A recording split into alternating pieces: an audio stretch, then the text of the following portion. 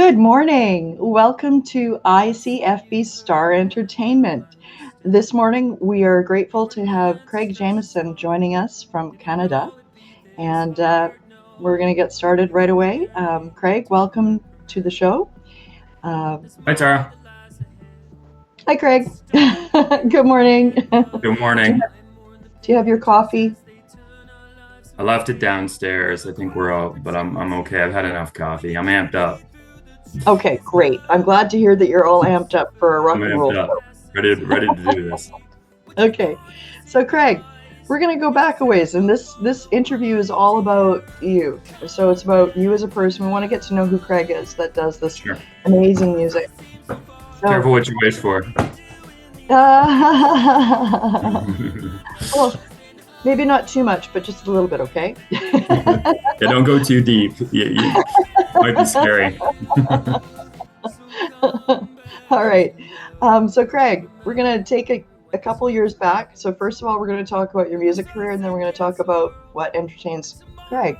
Okay? Sure. So how'd you get started in music? How did I get started in music? I feel like I was born into music, to be honest. I had a guitar in my hand when I was 4 years old.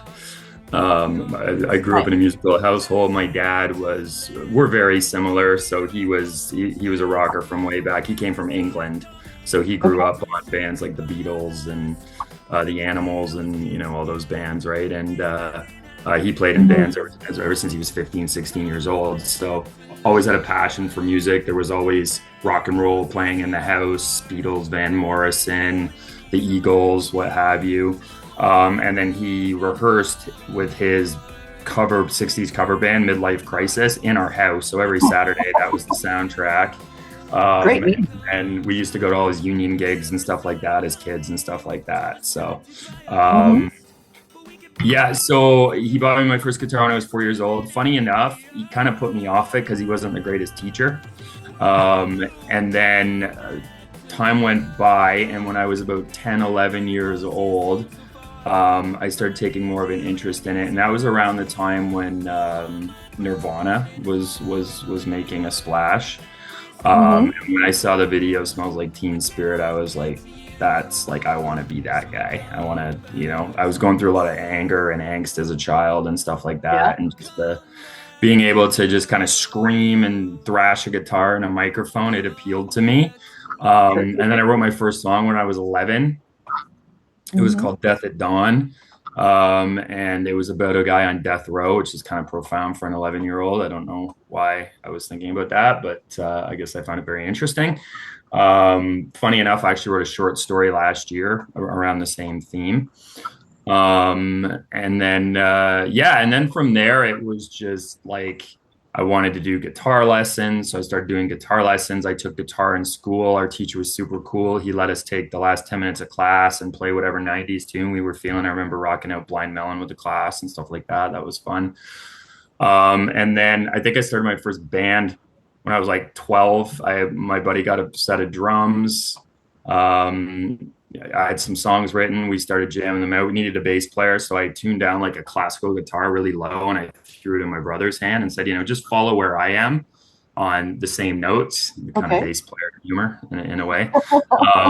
So he picked that up and then from there, I never looked back. I was in bands writing songs all the way from 11 to now, and I'll never stop. It's in my bloodstream. Nice. So there you go. That's my story. Yeah, those are some really great bands, and I really like that name, Midlife Crisis. That was really good. I had to laugh when I heard that one. I'm like, oh my god. Yeah, because there's a bunch of guys in their 40s, right? So it was clever for sure. Yeah, it was clever. Fun. Yeah. So tell us a little bit more about your music. What is your vision for your music? Like, do you write? Tell us just a little bit about what you vision for my music. It's interesting. My music kind of leans on nostalgia. It's not purposeful because I listen to like the latest, greatest artists. I'm really big into what's now, what's new. But I guess those influences always shine through. and 80s is a big, I was a kid of the 80s. Oh, So, I think that comes out a lot in my music, and I love 80s music. I love So I 80s do lean music. into that. It was fresh, it was fun, it was lighthearted. It was really nice. And as you mentioned, Nirvana was a little bit more dark than the 80s. Yeah. So that would certainly be a really interesting contrast um, you know, of influences, and it would Well, give you yeah, I a think the first records I really resonated with, though, were like Thriller by Michael Jackson. I listened to a lot of Weird Al, and he parodied every 80s song ever. How about, do you And remember then You Look Marvelous? Do you remember that one? sorry, You Look Marvelous. Who was that one by? uh, that one's not ringing a bell. Is that Weird Al? No, that was a big 80s song. Oh, I And don't the remember. Go-Go's? You got the Okay. beat? We got the beat? Oh, we got the beat. Bum, bum, Yeah, bum. We yeah. got the beat. Yeah, yeah. I love that. Cyndi Lauper? And then I remember like screaming my head off to like Bon Jovi, Slippery When Wet, Yeah, Alias, More Than Words Can Say. So love that. um, those tunes really resonated with me very early on in my childhood, and I think that just comes out in my music. Anytime I've ever had reviews on my music, it's like 80s. Some people say my voice sounds like George Michael. That I just have kind of a very 80s vibe. So I'm leaning into it because Absolutely. I mean, there is a revival there. Like you look at The Yeah, Weeknd and Benson Boone's even doing an 80s revival thing and stuff like that. So I'm leaning yeah, into it because yeah. it comes easy for me. Um, Then there but was the really, Cars too. Did you like the Cars? yeah, the Cars. And actually, Those were clever lyrics. I think one of my favorite lyrics I've ever heard is "She's my best friend's girlfriend. She used to be mine." Right? that's good. Yeah. And actually, there's been a couple reviews on Honey saying that Honey, my new single, does remind them of the Cars. Which is, I'll take it. That's a great compliment. So, Well, but yeah, but I'm just like, I'm very well rounded. Like I love music. So, I write songs anywhere from I lean into the 80s stuff, but I also really like folk pop a lot too, kind of that yeah. singer-songwriter style, which Okay. comes from playing an acoustic guitar. And then like modern pop EDM type vibes as well, and then just straight up rock. So, Nice. and I go where the music takes me. I go where the idea takes me, and that's where it goes. So I don't really set out to cookie cutter anything. Mhm. It's organic for me. I follow an idea where it takes me. So I really love your new song, Honey. It's thanks. so fun, and it's like it's a really relatable song because we've all been there. That person that you just really want to be with, and then they just friend zone you, and you're like, oh man, really? I just wasted all this time, and I wanted so much more, right? So Yeah. I really love that song, and it's got a good vibe. Like it's got a good beat. You're nice and sassy with the lyrics, and it's lighthearted and it's fun. And I think that we're missing a lot of that right now. That lighthearted, fun thing. So how did you come about writing Honey? So that's a really interesting story, but it's almost kind of anticlimactic in a sense because the song isn't about anybody. There's no muse. There wasn't a girl in my life that friend zoned me that I'm pining over. I may have, you know, I'm, obviously that stuff has happened to me through my adolescence and stuff. So I think I've probably pulled on that from my own Yeah. experiences. But the way the song came to be was I was doing a lot of sync licensing opportunities with Taxi. Um, Mhm. if you know Taxi, they're that A&R company, and they've got a Mhm. lot of contacts within the sync licensing industry, and you pay a membership, and they put you in front of people with songs and stuff like that. So I kind of I leaned in that, but anyway, there was a brief that they were doing, and it was for kind of the reference song that they gave was not the 1975 by the Knocks, if you know that song, but it is kind of a light-hearted poppy 80s pop punk punky kind of tune. And so they were looking for a song that was like that for sort of a coming of age movie. Mhm. My friend Brad Gray, who was a collaborator with me, at the time, me and him decided to write this brief. So he sent me like a synth line, Yeah. which never really ended up being in the song, but it inspired me, maybe just the key of the song or the feel of the song. And I picked up my guitar and I just started putting some chords together and sort of singing. And then it just like it came together in a few hours. And then I put together an acoustic demo of me just an acoustic guitar, and I sent it to him and he loved it. So we got together that weekend in his basement studio and we put the whole song together in like a day, minus Nice. some post-production ideas and obviously mixing and mastering and stuff. But the whole song came together in probably like a week. Nice. Because we had like if you've ever done those sync briefs, they're timely, right? Like they have Right. timelines, so we were pushing to get it done. Okay. No, I didn't. They didn't put the song in the movie. They went with another song, but that's okay because. And then the song kind of sat there for a bit. I always loved it, Yeah. and and then when I was thinking of what I wanted my first single to be, I'd played it for a bunch of people, and I was getting like really good reviews from the people I played it from, like it's your best song you've ever written, blah blah blah blah blah. So it had to be that one. So that's why I just and I thought it was just kind of a good mix of who I am as an artist, to introduce myself, Craig Jameson, as the artist, and yeah, and that's kind of how it came together. But a amusing story. I'm recently single, so I've been chatting with a multitude of different women, and one woman heard the song and she didn't believe me that the song wasn't about somebody. And I was like, no, like seriously, that's the truth. Like I wrote it for a sync placing over. She's like, no, there's more there. There's more there, and maybe there is deep in the subconscious. There's a girl named Cheryl that kind of keeps jumping into my head from high school, but Oh. maybe she kind of popped in there at some point. But I Right. never set out to write like I said. There was no specific muse for the song.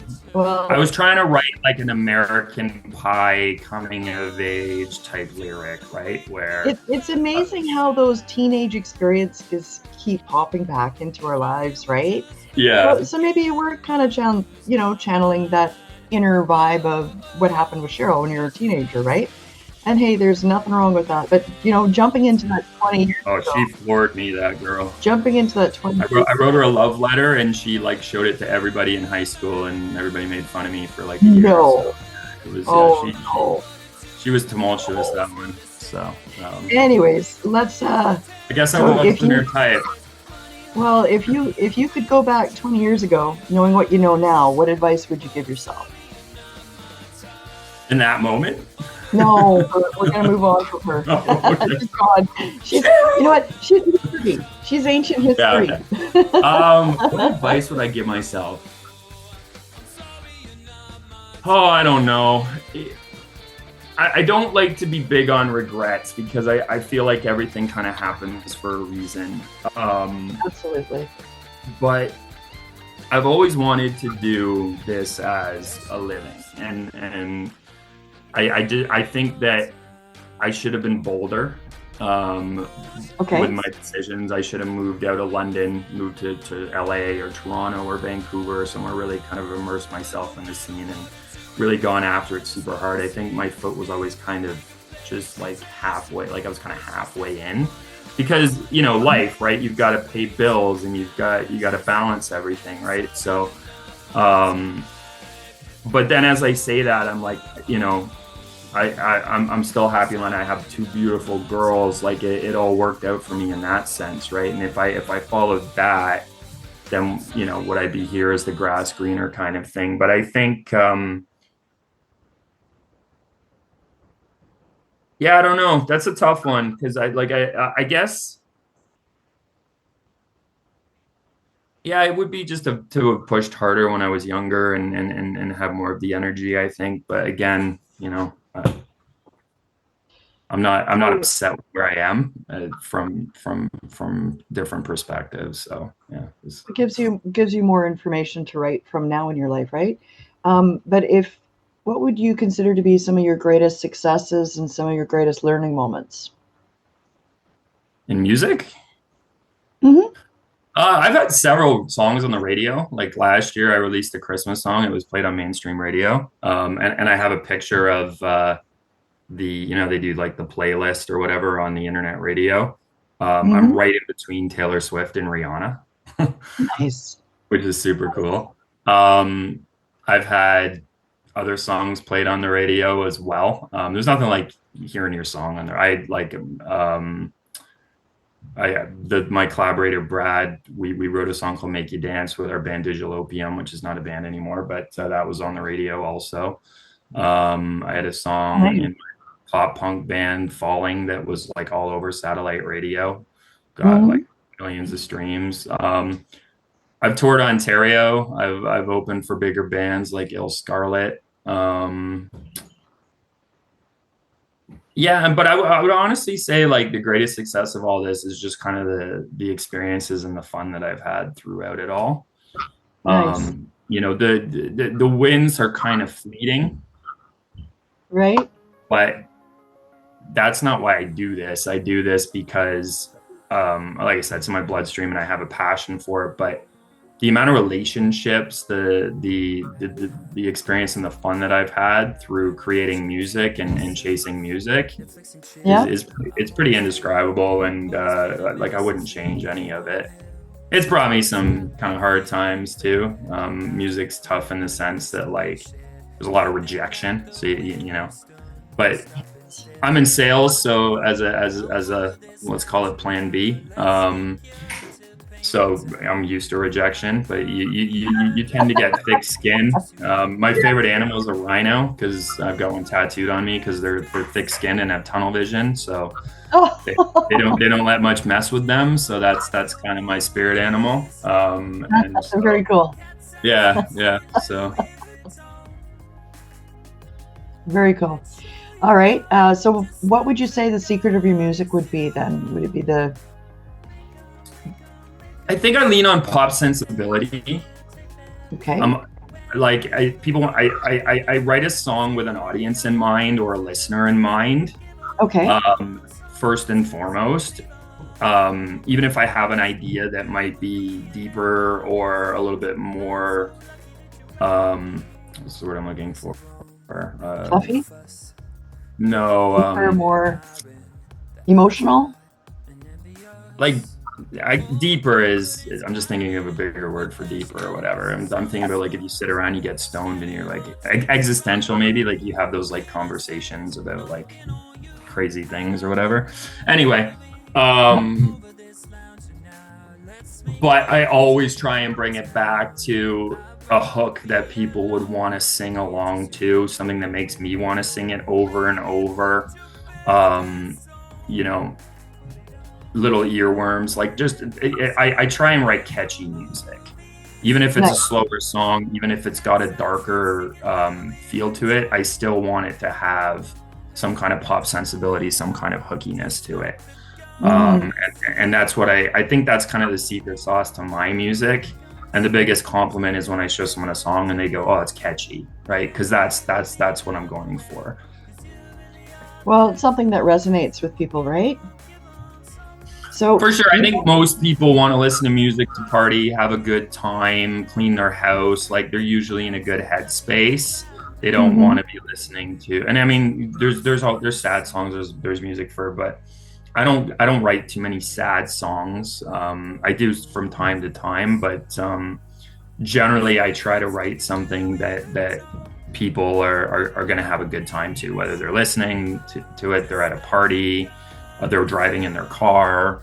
And then I always like to write most songs with the show in mind, right? Seeing the Yeah. crowd singing along, seeing them dancing along, what parts would they kind of lean into as the performance goes on. So, All right. Now, and I think another secret sauce of mine is I try and keep it relevant. yeah. It does kind of lean to nostalgia because I think that's just my influences. They just come out. There's nothing I can really do about that. But from a production standpoint, I try and stay, like I said, I listen to like every Friday, I'm on new music playlists that drop, listening to what's the latest and greatest charting music and stuff like that. And I don't love all of it, and but I comb through and find the stuff I like, and Hmm. There's certain songs that really like excite me and inspire me, then I lean into those, and I utilize those to have some relevancy in my music as well. Okay, very nice. So you mentioned that you had played with some other bands. Do you want to tell us a little bit about some of those other bands that you've played with in the past? And Yeah, I mean, I'd say who have I played with? I mean, I've been on festivals with. no, your own bands. Oh, okay. Sorry. Yeah, man. Jeez. Where else can we find you other than Craig Jameson and other Oh, words? yeah. So you can find me at Ill at Ease. Yeah, That was my emo pop punk core era. I like the emo punk pop. That Yeah, was fun. I can scream very well. That was when there was all that stuff. So I did Yeah. that. Check out my song "Falling." Like I said, it was a big single for that band. Okay. It was all over satellite radio. So um, then I was Lucky Widmore for the longest time, and Lucky Widmore had an interesting journey. It started as kind of like a reggae sort of Bedouin sound, clashy type sound, added a bit more rock to it, and then started adding more electronic elements. And by the last album, it was pretty kind of pop. Yeah. So that was interesting. I mean, I don't think it's online, but Unrehearsed was like my '90s punk band, like Pennywise type of thing. I liked Uh, Pennywise and stuff. Yes. Yeah, they were a good band. I was a big punker, and that band we won a battle of the bands, and we got to do our recording for free. We did a 4-song EP for free because we won a battle. Nice. That was pretty cool. Nice. We felt like rock stars. We were just kids, and we went to Toronto to a studio in Toronto, and Okay. we yeah we it was early high school. We were like 15 years old, something like that. So that was pretty cool. That is That's pretty cool. intoxicating being in the studio for the first time. It's like Oh, it is. it's It so is, and all the knobs and the buttons and all the microphones and you yeah, just yeah. you just feel like a superstar when you're in your You the do. studio for the first time. I'll Yeah, never it's a lot of fun. yeah It's a lot of fun. I'll never yeah forget that. yeah. Um, and then I released that Christmas song under Charlie Knight. Okay. So So those, what influenced you to move over to Craig Jameson as your name for going forward?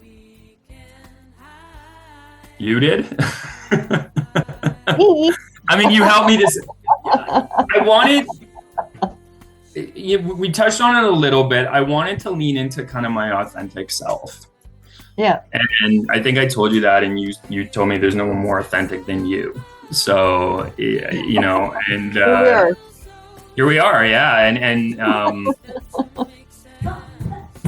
Yeah. I mean, it's as simple as that, right? Like Yeah. I just I'm out here. Like So, there's no hiding it. Like this is who I am, what I want to do, do you think you what I might work take some of your old towards. songs and redo them in under Craig Jameson, or Potentially. I took a lot of them down, like off DistroKid and stuff like that, because I mean they weren't really getting much traction. Why pay the fee to keep it up there or whatever, right? So right? potentially there's a few songs that I could re-release under Craig Jameson, that for sure. But Maybe there's so much music. Like I've got hundreds of downloads on my laptop, like unfinished music. There's just so many I've written songs, right? so many. Like I've written hundreds and hundreds of songs, right? So and you got to kind of. I think that they're all my babies. You know what I mean? And so I it's hear like, you. but you need to be um pragmatic, right? Like in the sense that like I may love it, I wrote it, I put my blood, sweat, and tears into it, but is it really a good song? Like, is this something that like people are going, So what I mean, I think it's good to put your music out there and let other people hear it and take constructive criticism. Um, Hmm.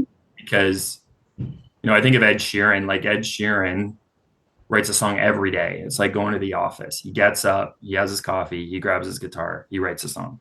And it doesn't matter how bad the song is, he finishes it. Right. And then when he goes into the studio, he's got 365 songs to put a 15 song album together. And you know what I mean? So songs are born every day, right? It's understanding which songs really kind of have the power or the legs to move people. Good So point. So we're going to switch topics here a little bit. And Craig, is there something? So we want to know, now is the time we're going to get into, let's get to know Craig as a person kind of thing, right? So outside of music, what are you really passionate about? And outside of sales as your secondary? family. Okay. Family is number one for me. I grew up with a tight family. It's my parents are divorced, but they still instilled that in me somehow. And I was very close with my brother, and I think that was part of it. Is after my parents divorced, I had to take him under my wing. And then, as we grew older, my sister and I got closer too. And then I had a family of my own, and there's nothing like family. I meet people throughout life, and they make me understand how blessed I am to have my family around and have my family close to me, and be able to lean on them and be able to be with them. Because there's people out there that don't have that. Either their family's away from them or has moved on or whatever it might be, right? So I'm super passionate about family and the togetherness of family, for sure. Nice. I'm passionate about mental health because I've had a lot of mental health struggles throughout my kind of adolescence and youth, and even growing into my 20s, like panic attacks and anxiety attacks and stuff like that. And there was a time when I felt super alone because people just don't understand, right? If they're not going through it, they're not feeling what you're feeling, the heart palpitations, the whatever it might be. They're just like, chill out, dude, you're fine, right? And you're like, but no, I'm not. Like, I feel like my insides are screaming and I'm gonna die, right? So that was a struggle that I felt like for the longest time I had to fight on my own. And I want to help people. Anybody who's going through that, I really want to help them go through that and pass the message on that they're not alone. That everybody, I thought about writing this song. I haven't wrote it yet, but like everybody's on something. You know what I mean? Everybody's popping some kind of pill for some anxiety or whatever it might be. Right? It's more common than you think, but when it's just kind of happening to you, you feel like you're kind of alone. So I want to let people know that are going through that they're not alone, and the world has changed. Like I think we're a lot more cognizant of that now, and there's a lot more support for that, but it's still hard. The one thing that made me feel good about and helped me get through that was talking to people who were going through it similarly, meeting people that were going through anxiety themselves and sharing their experiences and things like that. And that made me think, okay, yeah, like I'm not alone in this, and I can get through this, right? So no, you're never alone. There's always people out there, Craig. Always. Yeah, for sure. And so I'm super passionate about that. And I mean, quite honestly, the world's changing so fast, that it's really difficult to deal with. And, it's very, very common that you might have an anxiety attack or a panic attack, thankfully we're no longer, thankfully we're talking about it. Thank you for bringing that up. And thank you for normalizing what people are experiencing, because part of normalizing it makes it easier to ask for help for those that need it. And for sure, talk about it. Like, we should open up the conversation. Everybody has a moment in their lives in which it was difficult to deal with and to get through. And, if we could pull together all these little nuggets of how we actually survived these things, it could be a great little story for all of us. 100%. 100%. Yeah. We need someone to write a book. Somebody that's a writer. I'm sure there's lots of books out there about understanding it. Yeah. Or you could write a song. I think you should write a song. Well, I do have a song called Come Around. Yeah. The issue with that song is that I wrote it with Digital Opium. So I have rights to it. I'm just trying to get the splits done and stuff like that so that I can get access to that song, which will happen eventually. But the chorus is, I'm in my body. I've got both feet on the ground. I'm standing strongly. Won't be long till I come around. And that whole song is about dealing with mental health and understanding that it'll pass. I really like that new term that people are using, wellness. Yeah. Because, a path of life, it's never straight. It's always kind of, a little bit this way. Oh, we got to get back over here. Oh, we got to get back over here, right? And it's how we process, how we feel about what the path is doing to us or where the path is taking us, and understanding that sometimes when we go down that wrong path, that might not be the right choice for our best wellness, right? So 100%. And it can be relationships, it can be the path that we're on, it can be a job, it can be a career, it could be a friend, it could be maybe an addiction, or those sorts of things. People do things to make themselves feel better about themselves, and sometimes those things inhibit their maximum wellness. So thank you for bringing that up. I really appreciate that. Yeah, thanks for listening, for sure. On a funner note, I'm super passionate about fashion. I love fashion. I'm so grateful the 80s have come back with the mod, Yeah, it is nice, for sure. It is nice. I like having a shirt that goes all the way to the top. It's better for sun protection, What's that? Thank you. Better for sun protection being out in the farm fields, That's very true. That's very true. That's very true. And thank you, Craig. So let's move on here. Let's get into some entertaining stuff. So I'm going to start asking you about entertainment questions. This is the second part of the interview. Okay. So, Craig, do you speak any other languages? Pig Latin? You must be Canadian. Yeah. Wait, a Canadian A. That's a great one when you want to talk about your kids without them understanding it. Until they get to the age that they know Pig Latin. Yeah. It has a timeline, for sure, but used it a lot when they were younger, for sure. No, I don't. I mean, in Canada, as you know, French is part of the curriculum, so I know some French. I can get by probably with French a little bit, but it's funny, you learn it in your curriculum in high school, right? And you don't think about it at all, and then somebody speaks French, and you speak French back, and it's like, wait a second, I remembered. Yeah. I can at least find where the bathroom is if I ever get stuck in Quebec. Yeah, I can always order food. In fact, I can order food in Mandarin, Punjabi, and French as well. Yeah. Not that I love food or nothing like that, because I really do love food.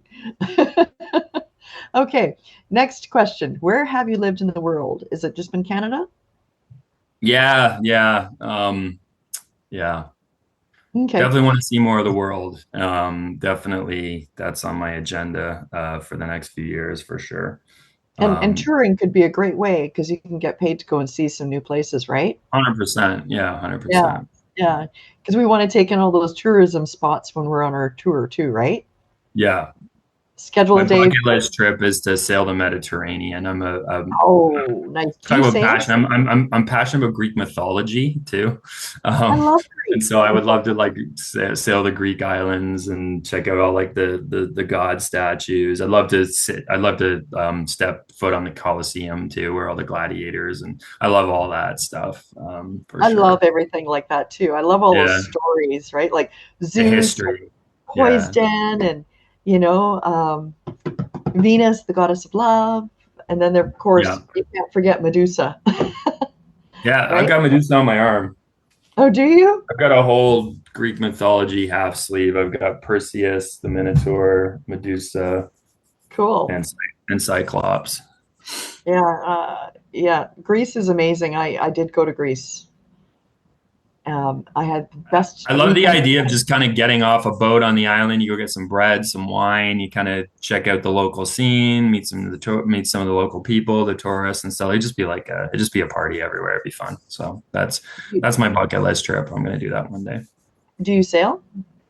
I don't, Okay. but I love the idea of just sailing around from island to island. I was just curious because it's not a usual bucket list thing, right? You know, I grew up on a sailboat as a kid, so I learned how to sail when I was about 14, and I learned because I was with my dad. My dad was divorced, and my dad had a really good point. He's like, something happens to me, and we're sailing, and we're like miles away from everywhere, and there's no cell phone because in those days there were no cell phone in the 80s, right? Um, Hmm. you know, you would actually have to sail the boat to a place where we would get reception so I could call for help, right? And Yeah, he says the last time you want to learn how to sail is in the middle of a crisis. You want to learn how to sail before you get into that crisis, right? But I 100%. love sailing. I love the boats and so you mentioned that I'm like, oh, he's a sailor. Not a sailor, but No, okay. Well, it's pretty anyways, easy to get your boat license here in Ontario anyway. So well, in I'm Ontario, gonna there's be only doing like that this summer. So when we cottage, I can go out on the lake and nice, nice power squadron. That's what we call it in Canada. All right. Film. If you're going to watch a movie, are you going to watch it at home or are you going to go out? if it's a big movie, I like to go out for Yeah. sure. Yeah, Okay. if it's something I really want to see. I used to sell audio video, so I there was a point in my life where I was like obsessed with home theater. It had Nice. to be the best, the nicest, loudest speakers with the best picture. And it's funny Okay. how we become like slaves to convenience, though. It's like that doesn't matter to me as much now that I can just like stream and yeah, Yeah. I'll sacrifice the sound or whatever. But yeah, I was like a snob. I go to people's houses for movies and I'd be like, "Where's your home theater, dude?" Like like it was. So, if it's a big movie, for sure, I want that. I want that big picture. I want that sound. Like I want to be immersed in the movie. Um, if it's movie night, whatever. Like movie night last night with my girls, we watched Mufasa. Just chilled in bed. Nice. And that's nice too. So How many girls have you got? 2. Nice. How old are they? One is 7 and one is 10. That's a fun age. That's a super fun age. Yeah, they keep me busy. No doubt. No doubt. All right. And on that vein of media, if you were to choose one, which would be your choice if I give you 5 choices of media? TV, theater, concert, bar, or karaoke?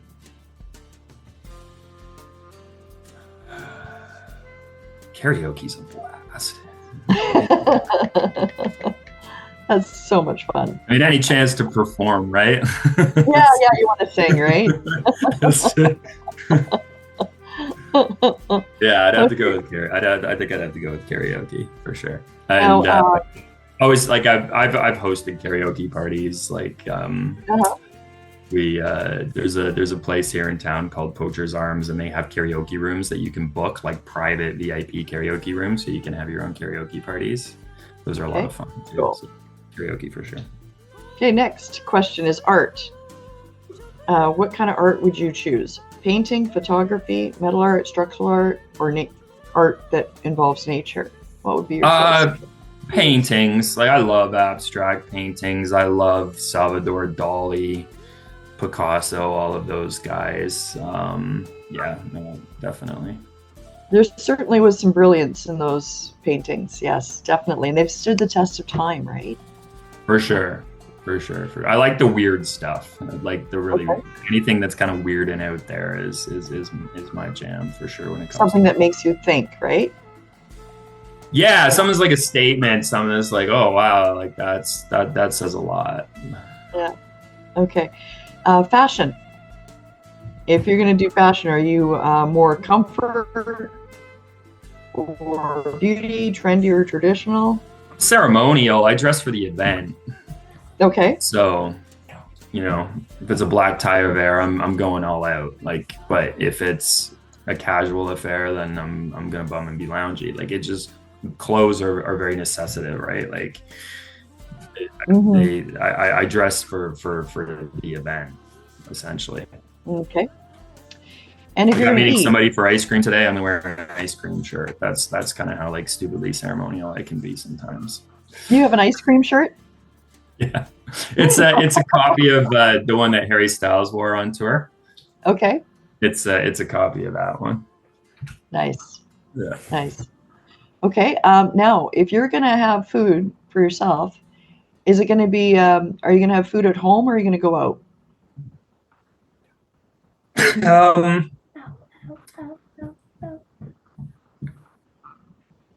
I mean, I love cooking. And there's nothing like cooking yourself a delicious meal, but I also do eat out a lot too for convenience and necessity. I also do like going to nice restaurants and being served in the ambiance and all that type of stuff. So I think if I had to choose, I would rather go out to a nice restaurant and be pampered. Nice. What style of foods do you enjoy the most? Curry is my favorite. I love Indian food. Nice. Yeah, I love Ethiopian food too. Thai food. I'm not like your basic meat and potatoes guy. Okay, very cool. So it's something with a little bit of spice. Yeah, oh, absolutely. I love spice. Yeah, for sure. Curry, Thai, Ethiopian, that kind of stuff is good for me. Mexican too, though. Like, I love Mexican. Okay, great. I'm kind of a foodie. I love food. I love food too. Yeah, I'm bad. I love food so much, right? Like I said, I can order in many different languages. Exactly. All you need.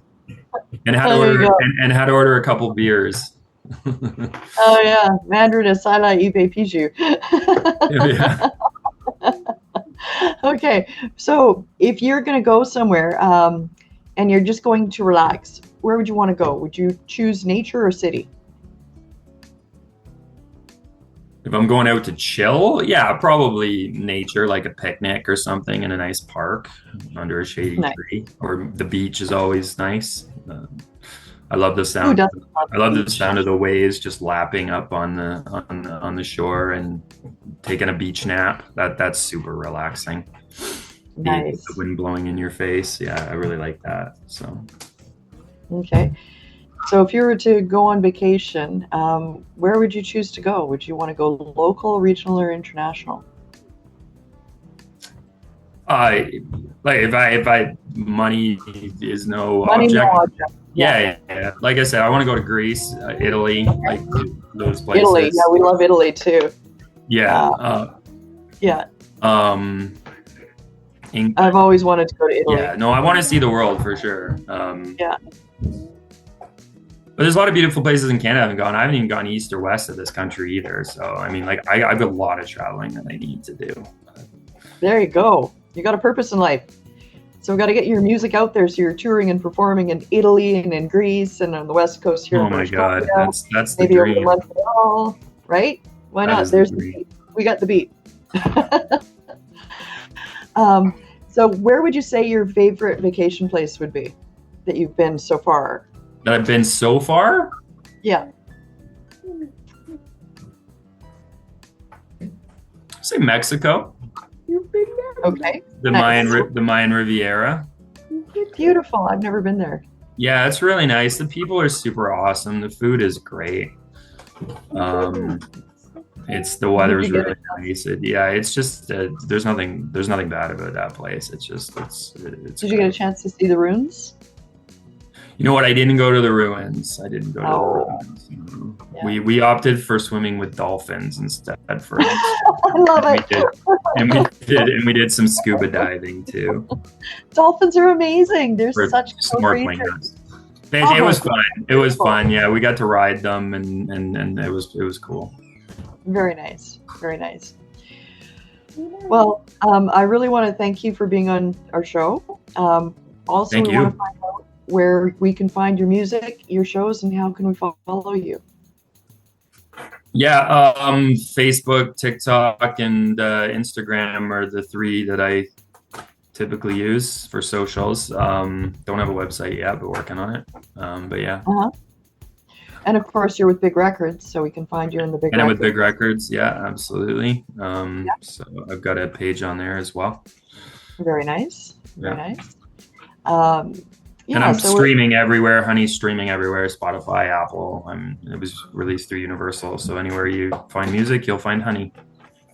We like Honey. Thank you very much. So we have a tagline. Good theme for spring, Honey, right? It is a good spring. It worked out that way. Definitely. That wasn't planned at all. Well, bees make honey, right? That's right. Yeah. And we got all these spring flowers, so we're thinking about honey because we got all these spring bees come everywhere, right? So that's super cool. So I just wanted to really thank you for taking the time to be here with us and share some of the personal insights of your life, your story, your music, what entertains you. We've really enjoyed talking to you, Craig. Thank you. I appreciate you, and I've appreciated this experience. Thank you very much. So our tagline for ICFB Star Entertainment is I see, you see, we see, grazie. So I see, we see, you see, grazie. Thank you very much for taking the time to be here with us. Thank you, Craig Jameson, for being part of this program. Thank you for Big Records World for providing us some amazing artists to be able to meet and talk to. And a big thank you to my producer, fearescape, Marco. Thank you very much for your production. And we look forward to hearing more of your music. We can stream Honey on Apple, on YouTube, and on Spotify, and on any major platform. And also a big thank you to the Universal Musical Group for hosting us and being our distribution channel. Thank you very much. So I see, you see, we see, grazie.